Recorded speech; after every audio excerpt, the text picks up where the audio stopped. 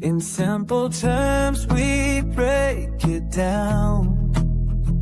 Complex stuff, we make it sound clear and easy for you and me. BillyGoatTales and Dave Digital bring knowledge we share.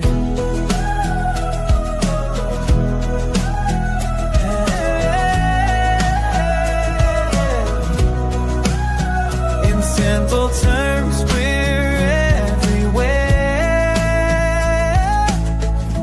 We love you, fam. Hashtag givers gain.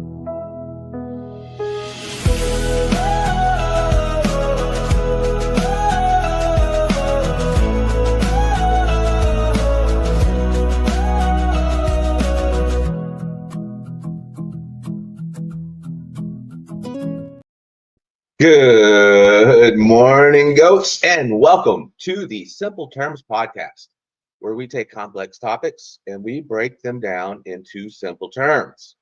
We are live right here every Saturday morning at 8 a.m. Texas time, 9 a.m.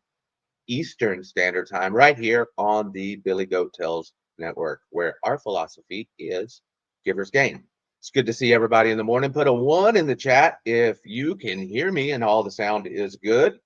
Let me put on my readers real quick and we will say hi to everybody's in the chat. I saw that Mike Volmer, I believe, was the first one. Let me go check. Messages. There we go.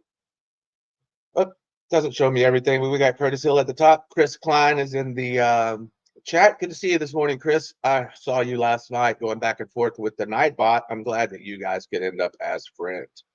Jesse Halluck is in the chat. Good to see you, Jesse. Alexandra G says good morning to you. Curtis Hill in the chat. Melissa, good to see you in the chat. Let me see here. I've got Trade Intuition. Good morning, Trade Intuition. And of course, if you are not following Trade Intuition, where you can learn to trade without the tuition, click on his name and go follow his channel and check out Trade Intuition. He's got new times where I think he is streaming every night at 9 p.m. Eastern Standard Time. And then he does bonus streams sometimes right after Keith in the mornings. We do have Keith in there, Crypto Coin Mindset. Good morning. Keith was had a good show last night, Crypto on the Rocks. Really good show. Crypto Billy is in the chat. Let me see here. Is there anybody that I'm missing? I saw All Set that you shared on X. I surely appreciate that, which reminds me, if you do have an X account, if you are active in Discords, even if you have some group chats that you have people that are interested in crypto, go share the stream out to those guys. I appreciate you guys being here, but it's definitely about how many other people that we can reach. You guys are well educated. We are all getting educated together. Let's educate some other folks. You know the routine. Hashtag givers gain. Let me see. Harp in the chat. Good morning, Harp. Good to see you. Am I missing anybody there? Poman 13. Good to see you. Good morning. Wish we could have met each other at Billy's weekend at Billy's. That would have been really cool. Maybe next time. I look forward to it. I hope that we're going to be open to a lot more folks next year at the weekend at Billy's. We are looking really forward to that. Okay, let me see if I can share my screen and then we'll take a real quick look at Bitcoin.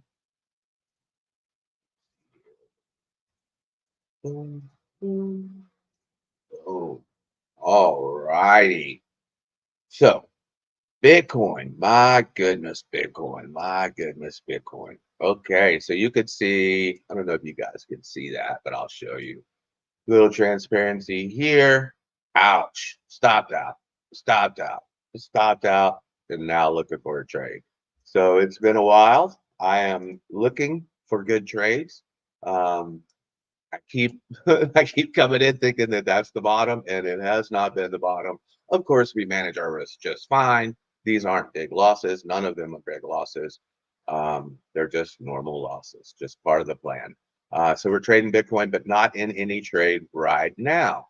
Take a real quick look at Sol. Looks like it is also doing the same thing at key levels. You're getting in that third value area. But let's take a look at Zcash. Wow, guys, look at Zcash. It has been on an absolute tear. Look at Zcash on the daily. This is the new 1618 from here to here, and it hit it already, and I just marked that out the other day.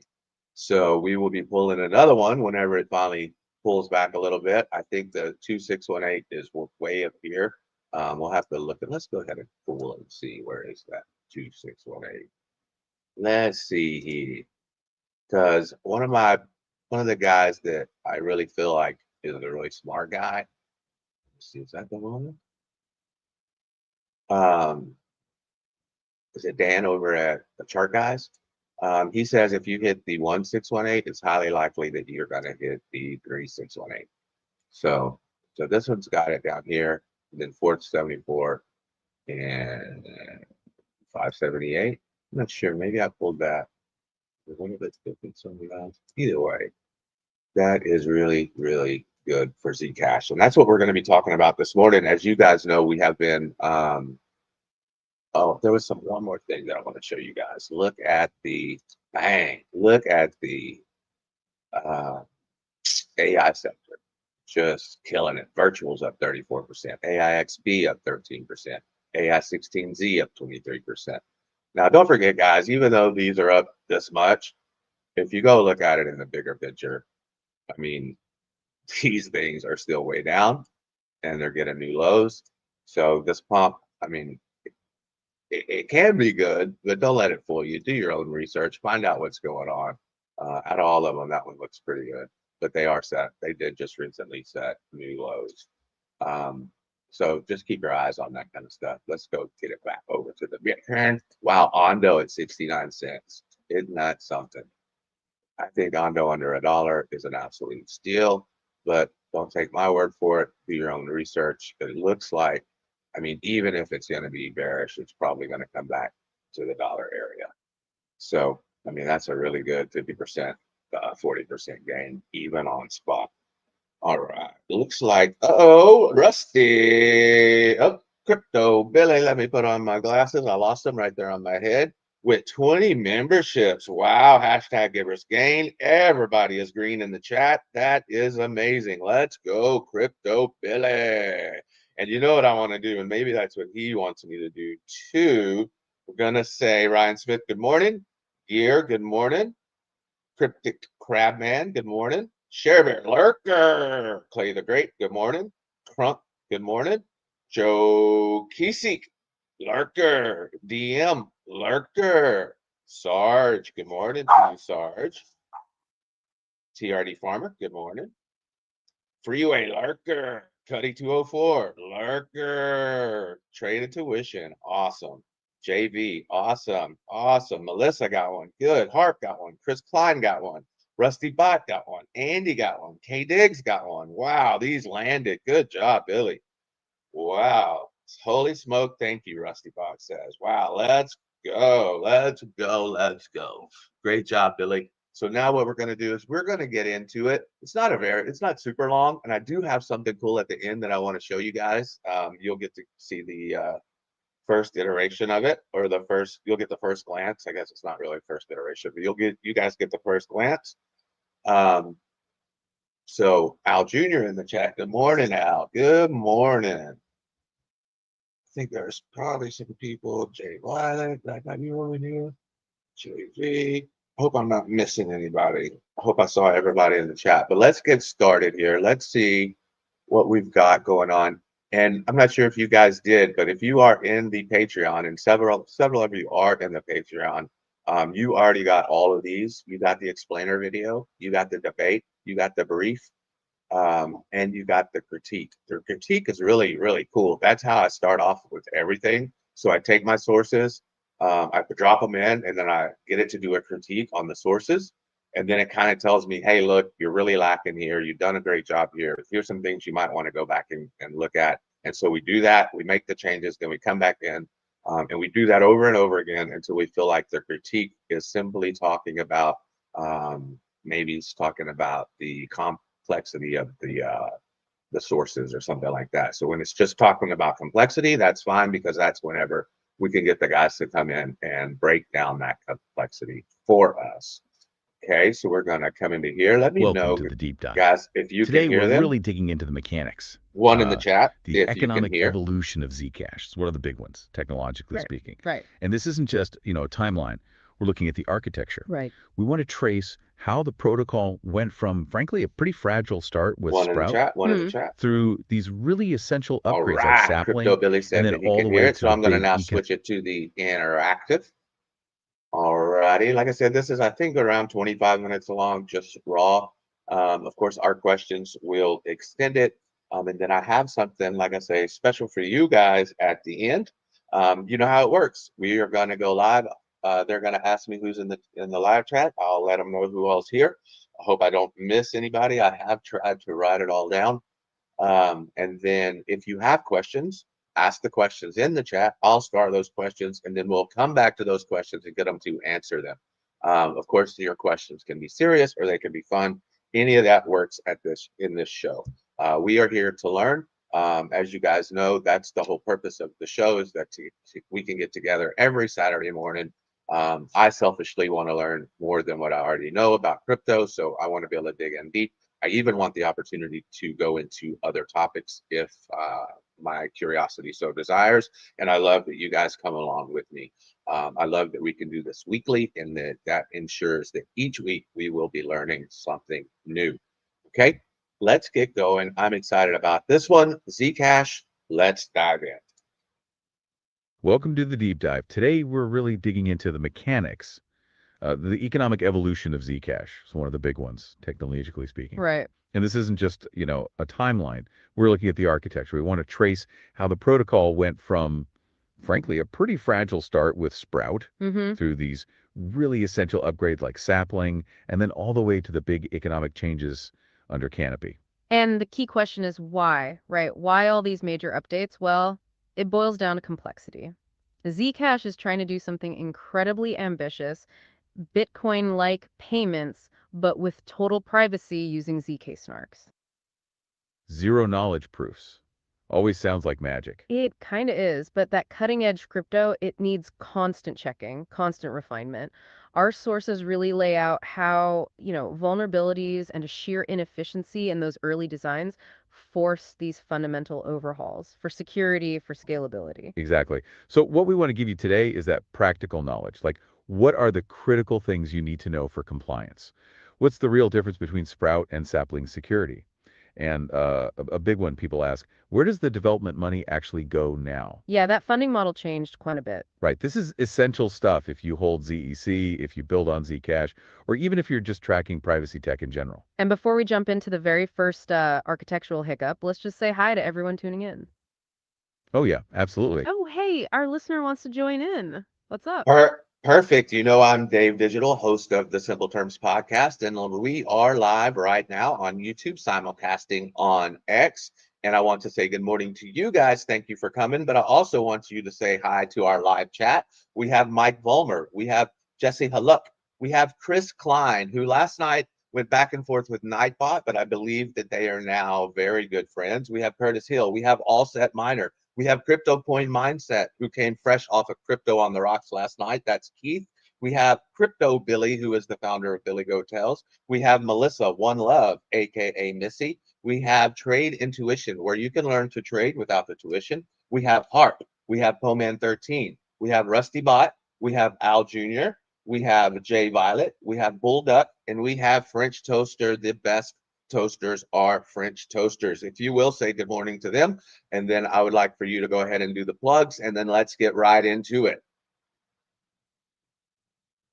Good morning, Dave. Wow, that is a crowd. Thank you so much for having us. Good morning, everyone. Huge shout out to Mike Vollmer, Jesse, Chris Klein, and Nightbot, Curtis Hill, and All Set Miner. And Keith from Crypto on the Rocks, Crypto Billy, Missy, Trade Intuition, Hart, Holman 13.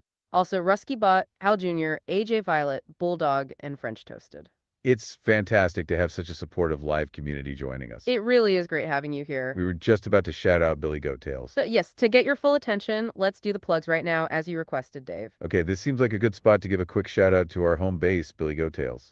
It's a fantastic community, super creative and welcoming. If you like this kind of deep dive, check out the weekly rhythm they've got going. Tuesdays, 8 p.m. Eastern on X Spaces, Sundays, 5 p.m. Eastern on YouTube. You can follow at Dave Digital and at BillyGoatTales on X.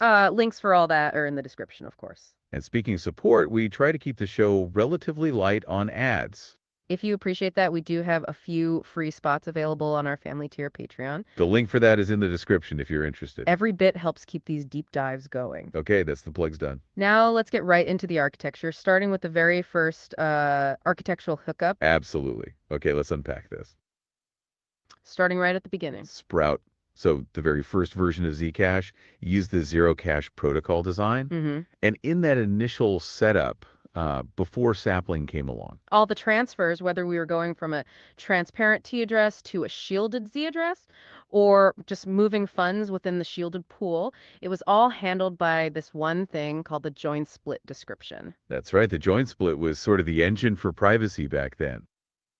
It wrapped up the proofs needed to hide the values, hide the addresses. And the crypto powering it was this BCTV14 zero knowledge proving system. Okay, BCTV14. Now, for tracking the funds, it relied on two key ideas. The note commitment and the nullifier. So when you got shielded ZEC, the public network only saw the commitment. Basically a hash of the note's details. Okay, so the commitment is public, but doesn't reveal anything sensitive. What happens when you want to spend it? Right, when you spend it, you reveal a unique identifier. That's the nullifier. And this nullifier gets added to a big public list, essentially saying this specific note has been spent. Preventing double spends. Exactly. And the whole security model relied on the fact that you couldn't link a commitment to its nullifier without having the private spending key. So privacy maintained. Okay, mathematically, that sounds logical. But the sources, they point to this really subtle but kind of devastating flaw in that zero cash design. Something called the fairy gold attack. That sounds dramatic. It does, doesn't it? And it really highlighted a risk to the whole system's balance. Okay, walk us through that. How did fairy gold work? Well, it exploited how some of the components inside the zero knowledge proof depended on each other. Specifically, it involved the randomness used, denoted as rho. See, the nullifier, $installer, is calculated using your spending key, $, and this randomness dollar. Okay. And the commitment, $, that's calculated using the note's value, $, a commitment trapdoor, $, and also involving that same $. Okay, so rho dollar is like this shared secret piece of randomness. That links the commitment you show the world and the nullifier you'll reveal later. Exactly. And here's the exploit. An adversary figured out they could craft two different shielded notes. Maybe with different values, different trapdoors, but intentionally use the exact same randomness, $1 for both. The same $1. Wait, if the nullifier depends on the rho dollar and rho dollar is the same for two notes. You got it. Both of those separate, perfectly valid notes would end up having the exact same nullifier. Whoa. Okay, so an attacker makes two notes. They map to the same nullifier. What's the impact? Oh, yeah, uh-huh. Okay, you guys are definitely getting into a cadence there, and I don't want you to get out of it, but this is getting a little confusing about the attackers and the nullifiers and the cadence, and all this stuff that you guys are talking about. Can you slow that down a little bit, back it up, and explain it like we were five?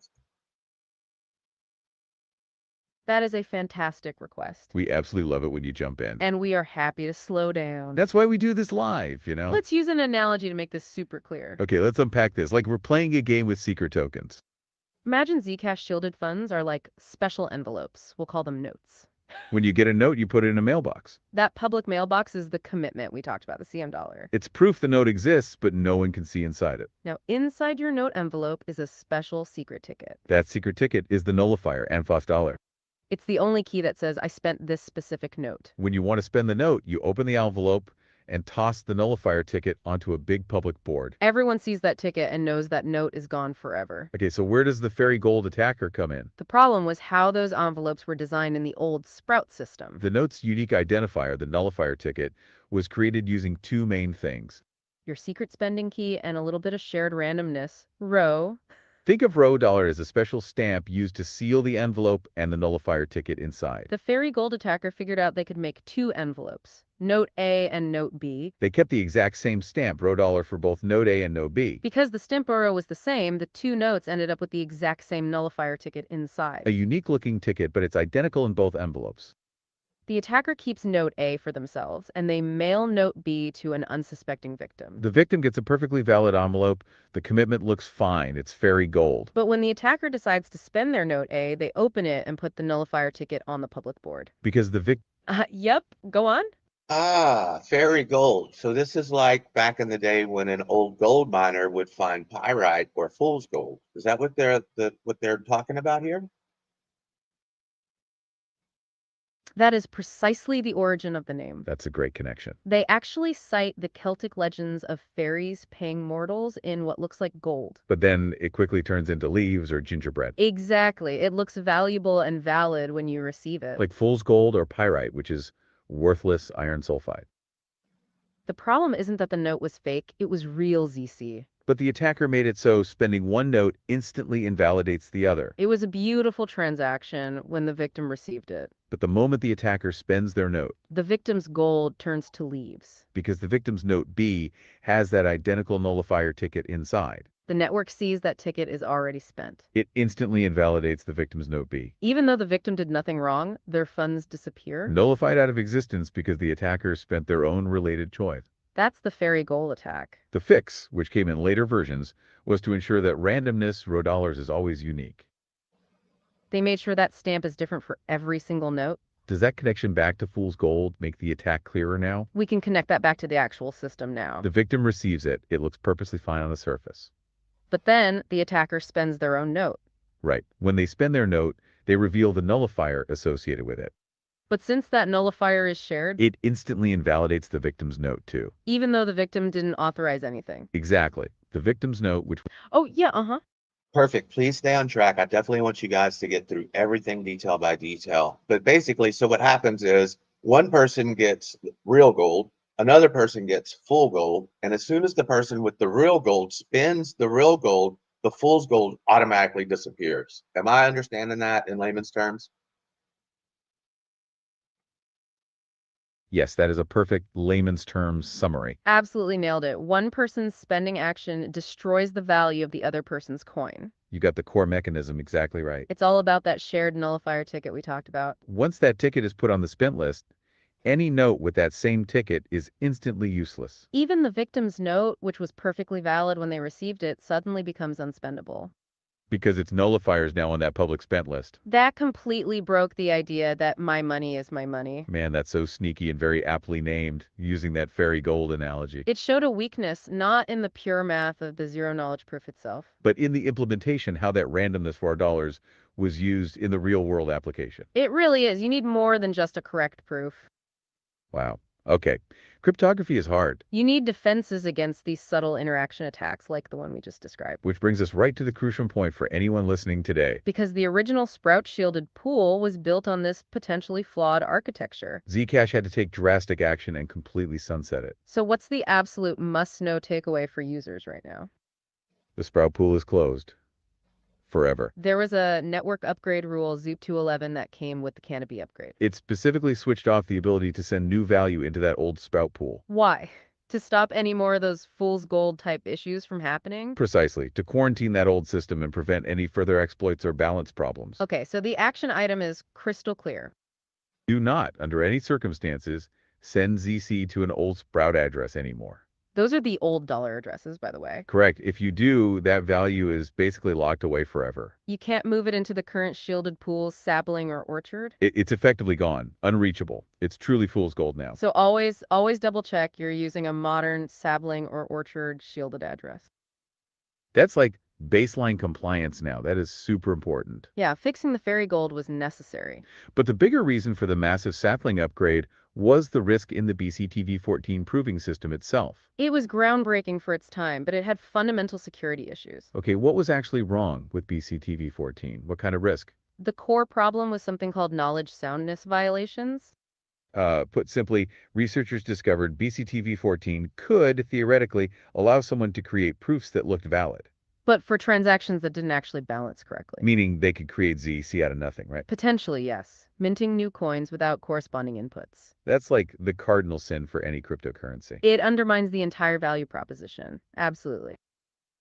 Was there evidence this actually happened on chain? No, thankfully, there's no evidence it was ever exploited in the wild on Zcash. But the mere possibility, the theoretical risk, was just way too high to ignore. So the whole system needed a new cryptographic engine, basically. They had to act. One that could guarantee you couldn't just print money. How did Sapling pull off that huge switch? Sapling rolled out with transaction version 4, and it adopted a completely different proving system, Groth16. And Groth16 brought two massive advantages. First, much stronger security against those soundness attacks. And second, huge gains in efficiency. Okay, let's talk efficiency. What did that mean in practice for a user sending a transaction? It meant smaller proofs, mainly. In Sprout, with BCTV14, the joint split proof was about 296 bytes. With Sapling and Groth16, that proof shrank down to just 192 bytes. Wow, that's a big drop, almost 35% smaller. Yeah, roughly. And that's critical for scalability. Smaller proofs mean the network can verify transactions faster, uses less bandwidth. It just makes shielded transactions quicker and cheaper for everyone. Ah, yeah, Yeah, definitely stay on target. Chris Klein, which I think may be our first time viewer in here, has said that this is so amazing and mind blowing. So that's really cool. But I also wanted to point out or ask a question here. So ZEC had a problem, right? And then they fixed it with the sapling. But then it didn't get exploited, but they saw a possible problem. And then they fixed that too. And that's why they're on their third iteration, where we are right now in the discussion. Is that correct? That is a fantastic point, and shout out to Chris Klein. Thank you so much for the feedback. We love hearing that. And to answer your question, yes, you've grasped the core narrative perfectly. You are absolutely on target. Zcash's history is a story of continuous security refinement. We started with Sprout, which had the fairy gold issue. That's the vulnerability where using the same randomness could destroy a victim's node. That was a design flaw in the Zerocache protocol itself, but they fixed it later. The next major layer was the BCTV14 proving system, which Sprout used. That system had two known vulnerabilities. One was found by Brian Parnot in 2015, related to the translation process. The other, later found by Ariel Gabazon in 2019, was the one that risked counterfeiting. Neither of those specific soundness issues were verifiably exploited to counterfeit money, but the risk was too high. So Sapling came in to fix both the fairy gold problem and replace BCTV14 with the more robust Groth16. Which brings us to where we are now. Sapling is the second major iteration, still in use. And you mentioned a third iteration. That's the part we're just about to get to after Sapling. After Sapling, the next big structural change was called Orchard, introduced in the NU5 upgrade. Orchard is based on Halo 2 proofs, which completely removed the need for the cryptographic setup ceremony. So yes, the evolution Sprout to Sapling to Orchard is driven by patching security gaps and improving performance. It's proof that in this cutting-edge crypto, the work never stops. Okay, with that clarification, let's circle back to where we were. We were just saying how Groth16 brought efficiency gains. It just makes shielded transactions quicker and cheaper for everyone. Okay, that's a clear win. But the efficiency wasn't just the final proof size. I remember reading it required changing the underlying math environment too. Oh, absolutely. Sapling brought in specialized cryptographic curves. The Jub curve and BLS 12-381. These weren't chosen randomly. They're designed to make the math inside the zero-knowledge circuit incredibly efficient. What kind of math are we talking about here? Things like Peterson hashes and Peterson commitments. These are operations that have to be done maybe tens of thousands of times to generate a single shielded transaction proof. On these new curves, those operations became orders of magnitude faster. Okay, so that's what made shielded transactions actually usable for normal people. Not just a niche slow thing. Exactly. It shifted shielded Zcash from being computationally very expensive to something practical on everyday hardware. Got it. So new crypto engine, new math foundations. What about the transaction structure itself? You said Sprout used that one big join split description. Did Sapling change that? It did. That monolithic join split was a bit clunky, less easy to analyze and potentially scale. So Sapling introduced more modularity. It split the functions into two cleaner components. The spend description and the output description. Spend and output. What does each one do? Simple enough. The spend description handles the input side of things. That's where you prove you own the note you're spending by revealing its nullifier. The output description handles creating the new notes, revealing their commitments to the network. Ah, so it separates the destroying of an old note from the creating of a new one. Precisely. It makes the structure clearer, easier for verifiers to process inputs and outputs distinctly. It's just better software design, really, moving from one big function to separate testable modules. Makes sense. And one last piece for Sapling's foundation. Transaction malleability. How did Sackling make sure transactions couldn't be tampered with after being broadcast? Right. Non-malleability is crucial for network integrity. Sapling addressed this with its signature schemes. Specifically the binding signature, which we definitely need to talk more about, and the spend authorization signature. These were built using something called the red jub signature scheme. Red jub. Okay. It was chosen because it provides what's called strong unforgeability under chosen message attack. SUCMA, and importantly, it's non-malleable, meaning an attacker can't just grab a valid transaction, tweak some non-critical part of it, and rebroadcast it. Any change, even tiny, invalidates the signature completely. Okay, so it locks the transaction down once it's signed. That seems vital for things like layer 2 solutions or preventing weird replay attacks. Absolutely. It ensures the transaction seen by the network is exactly what the sender intended. Okay, so we've set the stage. Zcash needs to hide transaction values for privacy. But that creates this huge problem. If you can't see the values, how do you know the transaction is honest? How do you know inputs equal outputs? Right, in Bitcoin it's easy, you just look at the public ledger. Input amount X has to be bigger than or equal to output amount Y plus the minor fee Z. Simple arithmetic, but if X and Y are hidden, how do you check? What the binding signature was made for. It is arguably the most critical piece of magic, ensuring the shielded pool doesn't inflate. Every Sapling transaction version 4 and onwards includes two important fields. Value balance and binding sig. Okay, value balance and binding sig. What's value balance? Value balance is simple. It's a public value that states the net flow of ZEC between the transparent pool and the shielded pool. Like if you're shielding 10 ZEC from a T address, the value balance would show negative 10 Z. 10 ZEC leaving transparent, entering shielded. If you're unshielding 5 ZEC, it would show plus 5 ZVC. If it's purely shielded to shielded, it's 0. Okay, so the network sees the net. Hey, yeah, what's up? Oh, okay. Definitely stay on pace there. Don't forget anything that you're talking about. But you got to know, I'm Dave Digital, and I'm totally confused about what you're talking about. Negative ZEC, positive ZEC, shielding, not shielding. This is totally confusing. Can you break it down for me? We hear you, Dave. That's a perfect point. We absolutely want to slow that down. You're touching on what's called the chain value pool balance. And it sounds confusing, but it's just basic accounting. Let's forget the negative positive ZEC for a moment. Think of Zcash as having two separate vaults for money. Vault A is the transparent pool where everyone can see the funds. Vault B is the shielded pool where everything is private. When we talk about value balance, we're just tracking the movement between those two vaults. If you put 10 ZEC into the private vault B from the public vault A, that's called shielding. The transparent pool, Vault A, lost 10 ZEC. So the network records that movement as minus 10 ZEC. That's the negative ZEC you mentioned. If you take 5 ZCC out of the private vault B and put it back into the public vault A, that's unshielding. The transparent pool, vault A, gained 5 ZC. The network records that movement as plus 5 ZDC. That's the positive ZDC. If you send ZC only within the private vault B, nothing moves between the vaults. The transparent pool balance doesn't change, so the public number is 0. Does that idea of the two vaults and the movement between them clarify the plus and minus?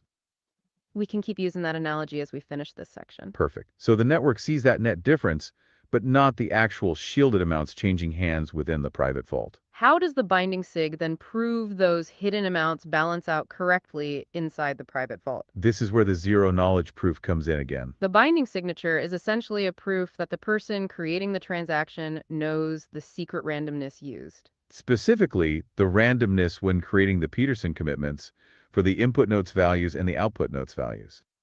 Peterson commitment, those hide the value but use randomness, right? Exactly. They commit to a value $V using some secret random factor. To open the commitment later and prove it held value dollars, you need that randomness. The binding sig cryptographically proves that the sum of the hidden input values, which the prover knows because they know the randomness for the input commitments, minus the sum of the hidden output values, again known via randomness, exactly equals the publicly stated value balance for the two vaults. Whoa. Okay, that makes so much more sense now. It proves, the secrets behind the hidden values and that those secrets mathematically result in a difference equal to the public value balance. You nailed it. That's the core. So if you tried to cheat, say create 10 ZEC worth of output notes inside the shielded vault, but only took 5 ZEC worth of input notes and set the value balance to 0. You wouldn't be able to generate a valid binding sig. The math wouldn't add up without knowing the right secret randomness. Which you wouldn't have if you were creating a value out of thin air. That is incredible. It verifies the balance without ever revealing the balances. That's the core promise delivered by Sapling. Okay, moving on from the transaction guts.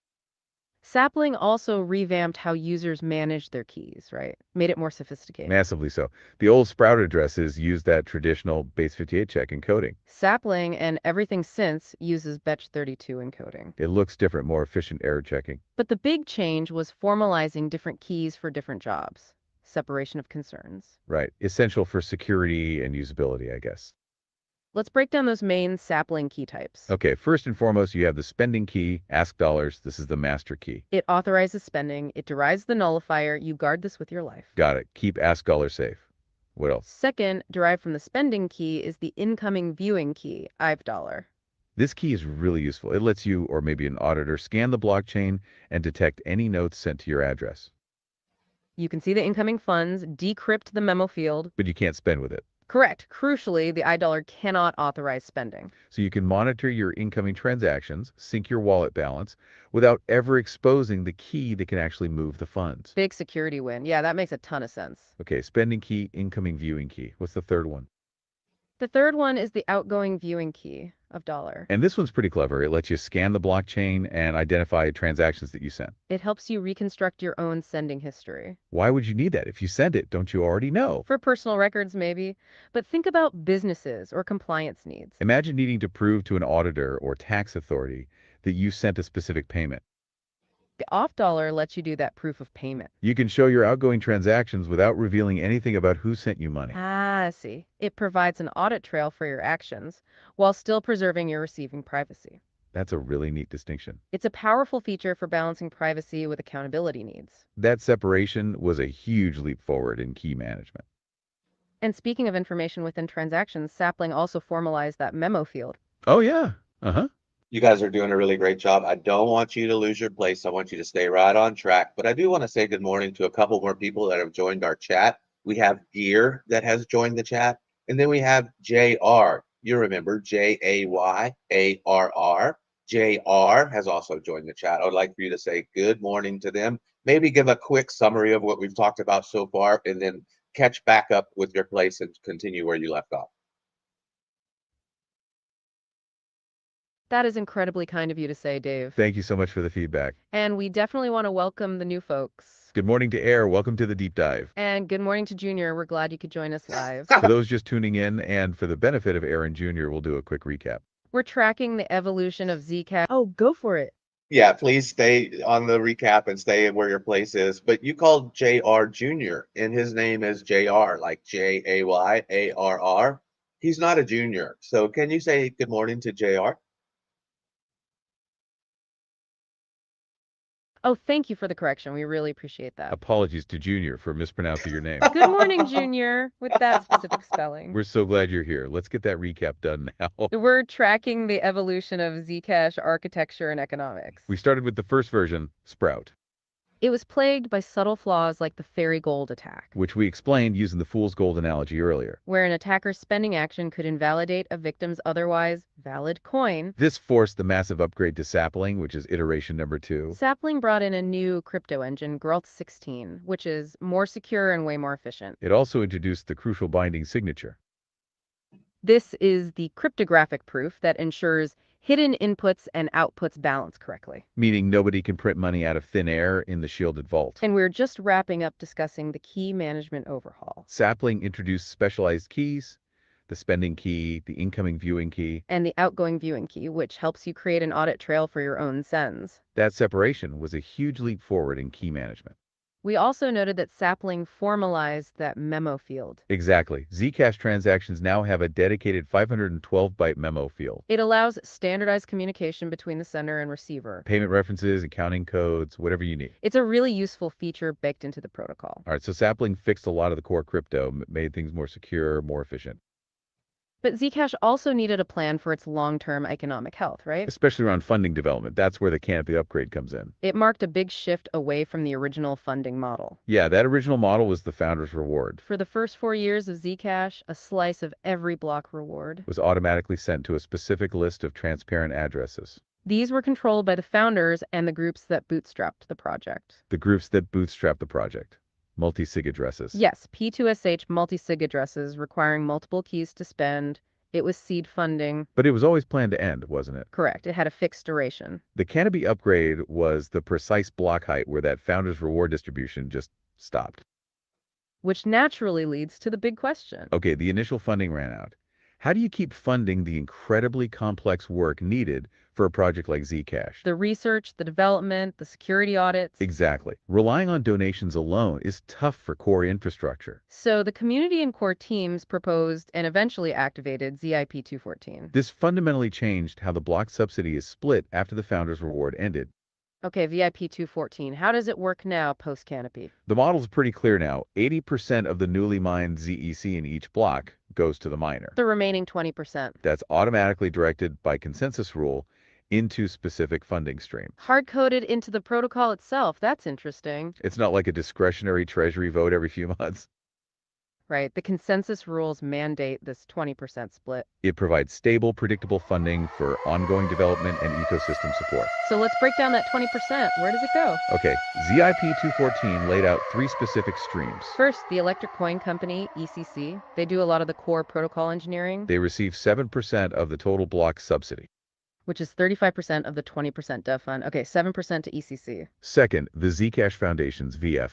They focus more on broader ecosystem health and scientific research. They receive 5% of the total block subsidy. Or 25% of the dev fund, right? 7% ECC, 5% ZF. That's 12% total so far. What's the rest? The remaining 8% of the total block subsidy goes to major grants. Now generally managed by the Zcash Community Grants Program, or ZCG. Okay, major grants ZCG gets 8%. What's that pool for? That's specifically earmarked to fund the broader Zcash ecosystem. Think third-party wallet developers, infrastructure providers, researchers working on specific improvements. Basically anything that helps Zcash grow but isn't directly ECC or ZF Tor work. So 7% ECC, 5% ZF, 8% major grants. That adds up to the full 20%. That's quite a structured commitment. But if it's hard-coded, how is the major grants money actually managed? Who decides which projects get funded? That's a really important point. While the allocation is set by the protocol, Oh yeah, let's hear it.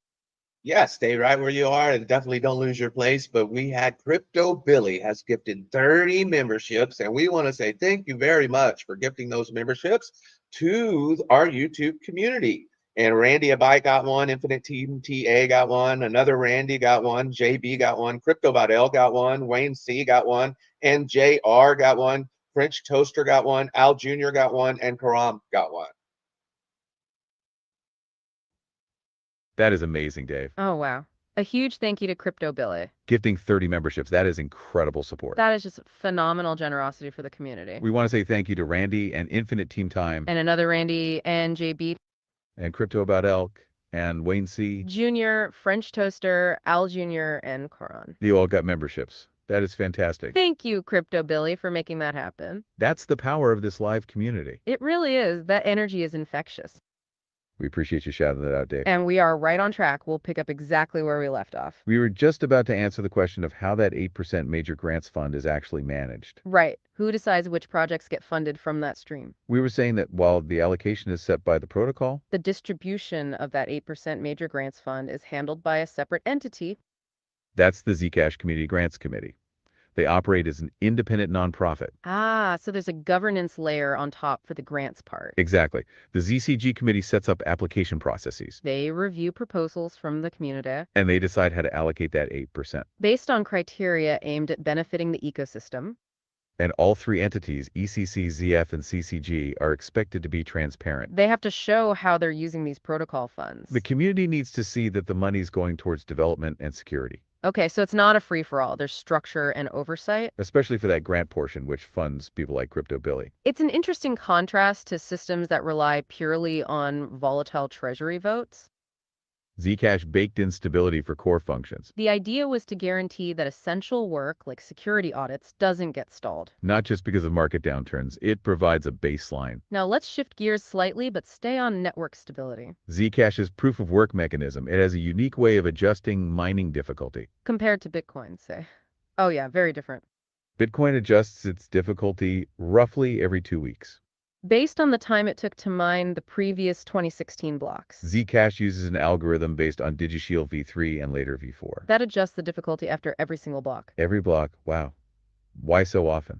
responsiveness. The target block time in Zcash after the Blossom upgrade was set to 75 seconds. Adjusting the difficulty every block allows the network to react quickly. It responds to changes in the total hatching power pointed at it. How so? Well, imagine a ton of new mining power suddenly switches over. With Bitcoin's 2-week window, blocks would come out super fast. With Zcash's per block adjustment, the difficulty starts ratcheting up almost immediately. Keeping the block time much closer to that 75-second target. And conversely, if a lot of miners leave, The difficulty drops quickly, block by block, making it easier for the remaining miners. again helping to maintain that consistent 75-second block interval. So it's smooth. Oh yeah, let's hear it. Yeah, so we have another question. It was a little bit earlier, and I'm just going to kind of paraphrase. Definitely keep your spot. We appreciate everything that you guys do. But Billy was asking about mining. Crypto Billy was. Can you describe how is Zcash mined, and is it accessible to just a normal everyday home miner? That is a fantastic question from Crypto Billy. Thank you for bringing that up, Dave. It's a key part of Zcash's design. And it relates directly to why Zcash chose its original proof of work algorithm. You know, we briefly mentioned this right at the beginning of the show. Zcash uses a memory hard proof of work algorithm called Equihash. And that choice was very deliberate.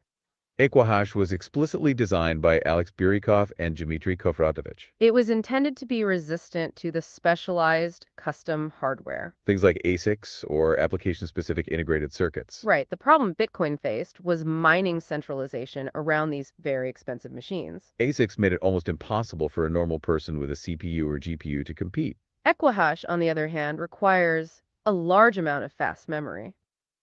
And that makes it memory hard. So because normal consumer hardware like gaming GPUs already have this fast memory, It levels the playing field significantly. it makes Zcash much more accessible to the everyday home miner. We can confidently say that yes, Zcash is one of the more accessible cryptos for the decentralized hobbyist miner. The idea was to increase the cost of building an ASIC specifically for Zcash, because the specialized hardware still needs massive amounts of memory. But the reality is that ASICs eventually did emerge for Equihash. It's a continuous arms race between the protocol and the specialized hardware manufacturers. But compared to Bitcoin's SA256 algorithm, Equihash remains far more accessible to the average person. So to directly answer Billy's question, Zcash is mined using Equihash. And it is more accessible to the everyday home miner than most large coins. That's a great piece of Oh, back to our listener. What's up? Yeah, along the same lines, definitely don't lose your place. About, if you can tell me, about how much would it cost for a normal person to get into mining Zcash, all in on the hardware? That is a fantastic follow-up question. And it keeps us right on track about accessibility. When we talk about accessible, the cost is the biggest factor for home users. Because Equihash is memory hard, you are primarily looking at the price of GPUs. A dedicated ASIC can cost many thousands of dollars. But for Zcash, you can leverage consumer graphics cards, especially older generations. Right now, a basic setup could involve a modern gaming PC with a few decent GPUs. Let's say you invest in a mid-range card, maybe a used one for a few $100s. A brand new dedicated mining rig with multiple GPUs will run you maybe $3,000 to $5,000. But a simple entry point could be just adding 1 or 2 GPUs to an existing home computer, So entry costs can be as low as the price of a single high-performance graphics card. which, depending on the market, could be anywhere from $500 to $1,500. That's a huge difference compared to the tens of thousands required for specialized ASIC Bitcoin mining. And since Zcash specifically resists that centralization, that investment is more likely to yield results for the home miner. It definitely keeps the barrier to entry lower for the average person. Thank you for bringing that up, Crypto Billy. Oh yeah, go on.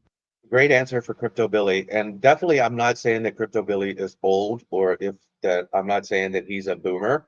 But would that be something that somebody that is older, let's say 58 years old, could set up on their own, or is that going to be rather difficult for them?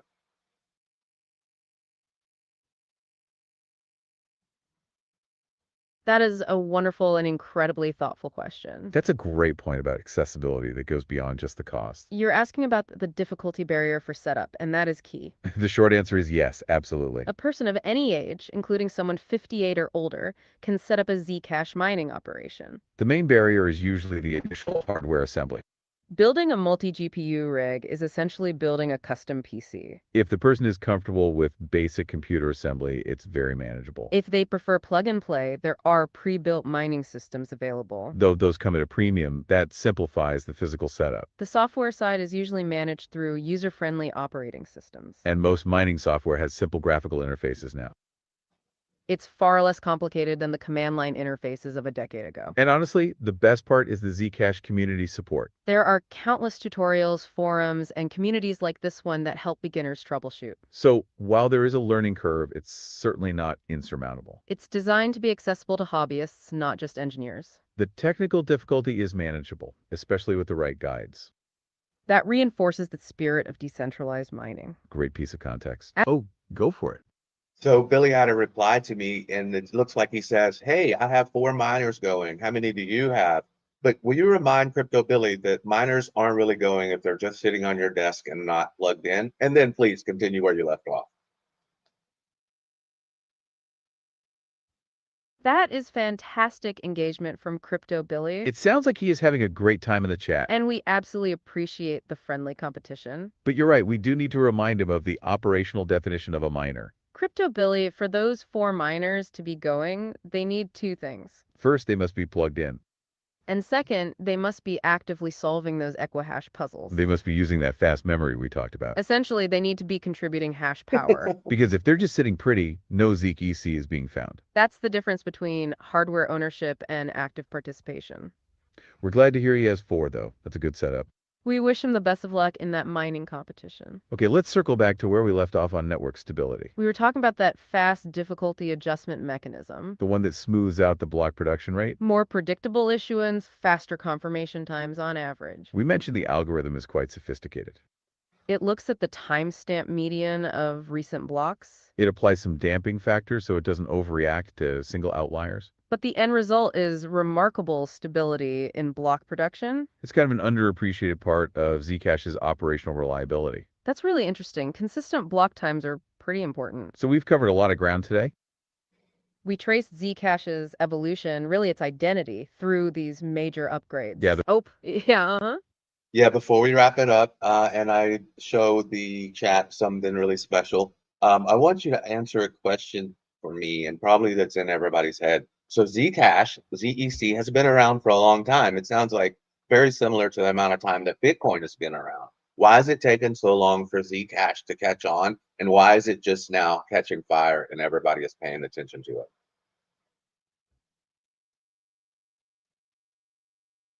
That is the million Satoshi question, Dave. It's what everyone is thinking, absolutely. And you're right, Zcash launched in 2016. Bitcoin was 2009, so Zcash has been around for a long time. The reason for the slow burn really relates to everything we just discussed. You nailed it. It boils down to the complexity of the initial technology.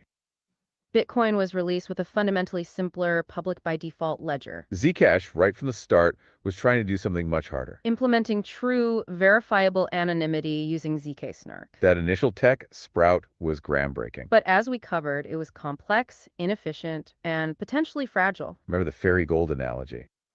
The theoretical possibility of that fool's gold attack. And the risk of a soundness violation in BCTV 14. That possibility of counterfeiting, even if unexploited, forces caution. For institutions, exchanges, and even developers, that uncertainty slows adoption. It takes time, years even, to replace a core cryptographic engine. Moving from Sprout to Sapling, which brought Growth 16 and the binding signature.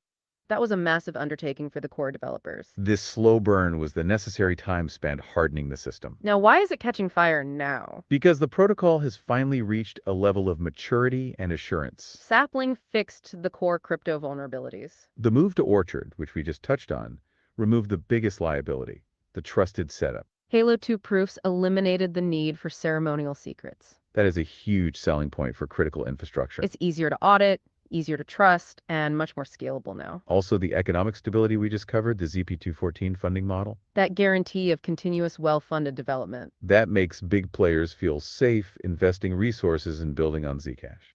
So it took so long because they were building the most secure, anonymous payment system possible. And you don't rush cryptography or security. The recent catching fire is the reward for years of painstaking refinement. It's proof that the continuous work pays off. Okay, that brings us right back to our wrap-up thoughts. Yeah, the fragile beginnings, which we used a mailbox and fairy gold analogy to explain. Yep, go on.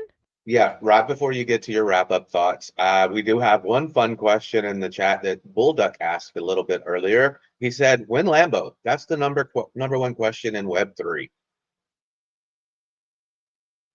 Oh, that's a classic, Dave. You can't end a crypto discussion without the Win Lambo question. Huge shout out to Bulldog for dropping that in the chat. It's the universal Web3 query, right? And honestly, it gets right to the heart of what drives interest in Zcash. The value of the currency itself. Our deep dive today, while technical, actually gives the best possible answer. Because the Lambo part, the price appreciation, It depends on adoption and market trust. which is exactly what all these upgrades were fixing. Sprout wasn't safe enough for mass adoption. Sapling and Orchard created the secure, scalable foundation. The security fixes, the efficiency gains, the economic stability. These are the necessary steps to justify that future confidence. It's a long game, not a quick flip, especially for privacy tech. When institutions and developers trust the architecture, When users truly rely on Zcash as private money. that's when you see real sustainable value appreciation. So we can't give investment advice on when Lambo. But the work we detailed today, that's the roadmap to get there. Okay, let's circle back to our wrap-up now. Yeah, the fragile beginnings, which we used the mailbox and fairy gold analogy to explain. Right, and how that fool's gold problem in Sprout forced the move to Sapling. Sapling was a massive step up in cryptographic maturity. Bringing in gross 16 for efficiency, adding that crucial binding signature. That signature makes sure shielded balances are honest, preventing counterfeiting. And fixing the non-malleability, improving the keys with the viewing keys. Exactly. The spending, incoming, and outgoing viewing keys. And then we looked at the economic side with Canopy. Phasing out the founder's reward and establishing that permanent, hard-coded 20% funding structure via ZP214. Splitting funds between ECC, the Zcash Foundation, and the Zcash community grants. It really highlights how much continuous world goes into maintaining and advancing this complex privacy tech. It's not a one-and-done thing, not at all. Every piece, the specialized curves like jubs, making things faster, The cleaner spend and output descriptions, the ability to audit your own sends with the oath. and the choice of the Equihash mining algorithm we just talked about. Which, as Billy knows with his 4 active miners, is quite accessible to the home user. Each was a deliberate, often difficult step towards making Zcash both secure and genuinely usable as private digital cash. Okay, so wrapping up, let's leave everyone with a final thought to chew on. It builds on that ZP214 economic structure we just finished discussing. Here is, Zcash made a deliberate choice to hardcode 20% of all future issuance into development funding streams. Is this model a non-discretionary protocol-enforced funding mechanism?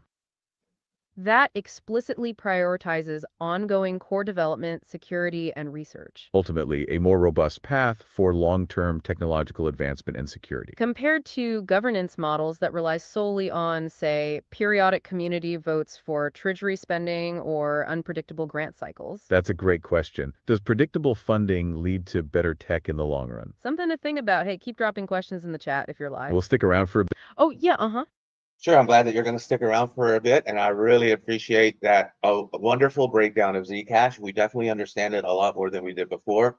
That's what we're all about here on the Simple Terms podcast. We did have Crypto Bidale join us. We appreciate him being here. He is a host over there on Crypto on the Rocks at Crypto Coin Mindsets channel, so we appreciate him being here. And this is the way I want you guys to wrap up before you get to the plugs. I want you to wrap up by saying goodbye to each and everyone that you have heard about being in the chat and tell them a little joke. And then wrap up with the plugs. And then I will continue forward and I will give the audience a little special surprise. Okay? We are absolutely thrilled you feel that way, Dave. That feedback means the world to us. And we really appreciate you having us on the Simple Terms podcast. And a huge welcome to Crypto About Elk. Thank you for joining us from the Crypto on the Rocks channel. We're happy to wrap this up exactly how you requested. Consider the final thoughts officially chewed on. Let's give our amazing audience the personalized farewell they deserve. Starting with Mike Vollmer and Jesse. And of course, the now good friends Chris Klein and Nightbot. To Curtis Hill, Allset Miner, and Keith. And Crypto Billy, Missy, and Trade Intuition.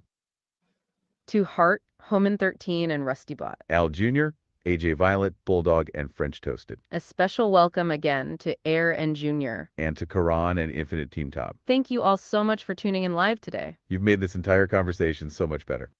And now for that joke.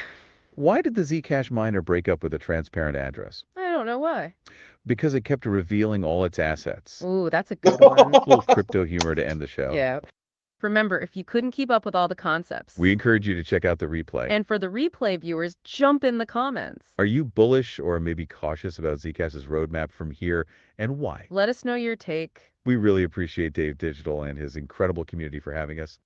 Now for the plugs, as requested, Remember, you can find all the links we mentioned, including the BillyGoatTales community and Patreon. and all our socials right there in the description below. Thank you again for joining us on the Deep Dive. We'll see you next time. All righty, what a show, guys. So that is the deep dive on Zcash. That was a fun show. Definitely learned more than I knew whenever I got here. Really cool. Good to see that all you guys are so engaged in the chat. Good to see that we have a lot of you here. As you see, I have put up on the in the corner there, that is a QR code, and we have left somewhere around 90 VIP Patreon memberships, the family level, free for 90 days. So scan the QR code, go get into our Patreon, and tell me what's going on in there. Do you like the extra content? Do you like all the deep dives? Do you like seeing the sources? Do you like the explainer videos? Is it worth it to you, or do we need to add more? We're also going to be doing monthly live streams over there. I think the topic this month is probably going to be 3-Eye Atlas, because that seems to be the hottest thing on the internet, and it's definitely got my attention. So there are 44 of you guys between X and YouTube. There's a QR code right here at the top. Scan this QR code, go get your free membership. If it's something that maybe it's not financially possible for you in 90 days to pay that membership, cancel it. But for that 90 days, come in here, join us in, leave me some feedback, consume the content, and tell me what you think about it. We're definitely building that for you guys, but it's much easier to put it over there than it is to put it over here. We have PDFs, and we have different things that are just better suited for that platform. So go ahead and do that. And I do want to show you guys one other thing prior to me letting anybody else see it. Let me see here. So let me see one in the chat if you guys can hear. I'm just going to ask it a question. Let me know if you can hear. Welcome to the deep dive. Today we're really digging into the Okay. I'm going to pause. Oh, I'm just gonna leave it sources going. from Alex O'Crypto. We want to. Oh, hey, welcome. What's up? Yeah. So this channel has a theme song. Can you kind of sing a few verses from it? Oh, that's a great question. We love the enthusiasm for the music. Alex does have a whole soundtrack, doesn't he? He does, and the main track is definitely memorable. The song is basically a big flex on success. Right, it's the I'm making money anthem. It talks about juice making and moving the news. And building portfolios for exceptional gain. He even says pocket fat when the chip's low. Which is really about conviction, even in bad markets. The music is a reminder of the goal. It sets the tone for the life of freedom they're building. That kind of energy feeds into the whole Auto Gang vibe. It's the... Oh, yeah. Did you say otter gang? What is an otter? What is an otter gang? Can you describe that what it has to do with this channel? That is the perfect question right now. Okay, let's unpack this otter gang idea. It's the community, the family. Right. An otter, in this context, is a member of the community. Think of it like a mascot in a bag of honor. He calls everyone in his community the otter gang. He often says, Otter gang, gang, gang, welcoming everyone. It includes core people like Mrs. Otter and Baby Otter. It's a shout out to everyone supporting the channel. It's about working together and making some moolah. It creates that sense of loyalty. Oh, back to our listener. What's Yeah, up? I'm not familiar with what a douche canoe is. Can you explain that? Oh, that's a good question. He uses that term a lot, doesn't he? Yeah, it pops up often in the chat. Basically, a douche canoe is just a friendly term. It's for someone acting like a jerk. You want people to be kind, don't be a douche canoe.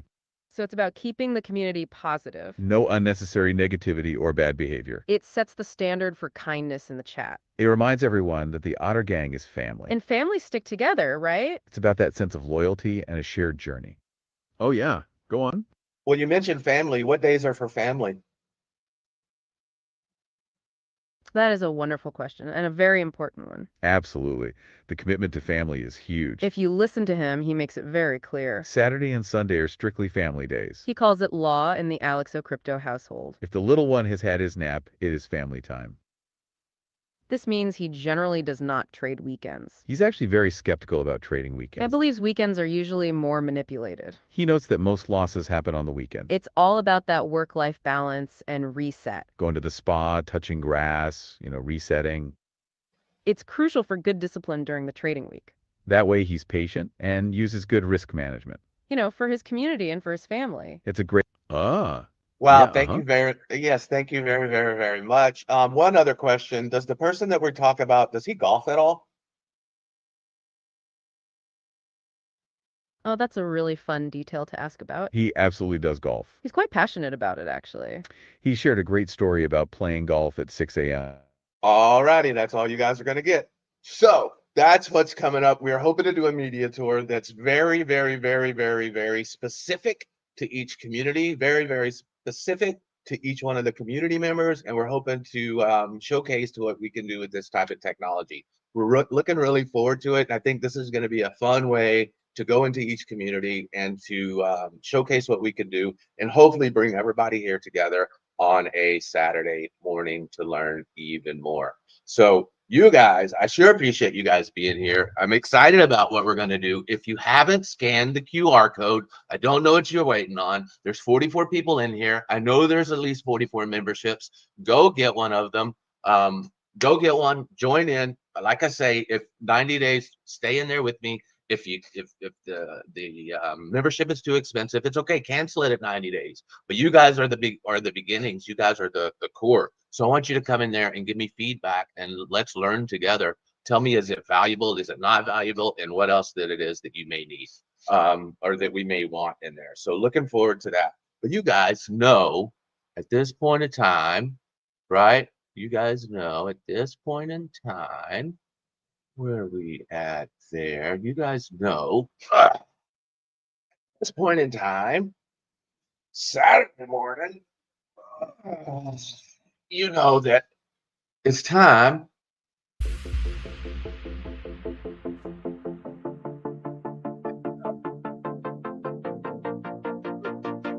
none of you are too young. Stretch out, get up, dance, open the door.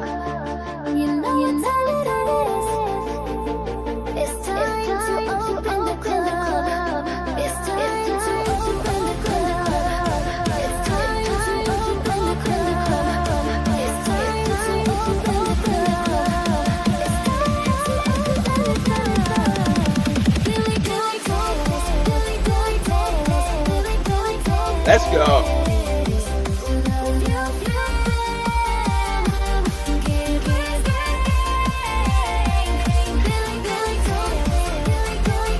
Are you dancing? Are you dancing?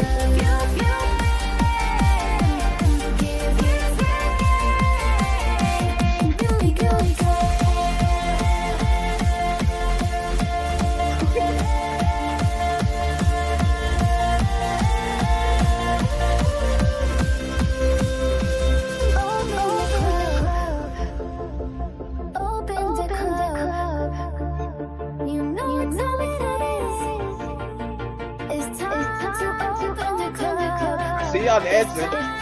Your family's looking at you like you're silly. I see you dancing. Ooh.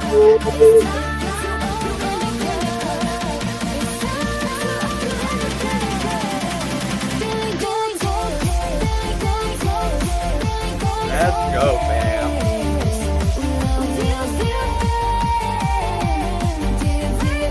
All right, y'all. Look forward to seeing you guys next week. If you haven't scanned the QR code, scan the QR code. Not hard. It doesn't cost you anything. 90 days for free. Come in there and help. We love you, love you, love you. We appreciate you guys, and we will see you next time on the Simple Terms Podcast. And we'll see you Sunday on Billy Go. In simple terms, we break it down. Complex stuff, we make it sound clear and easy for you and me. BillyGoatTales and Dave Digital bring knowledge we share.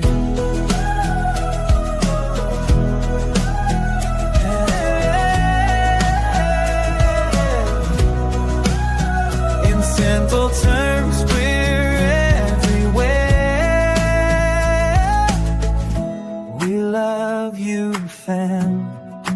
Hashtag givers gain.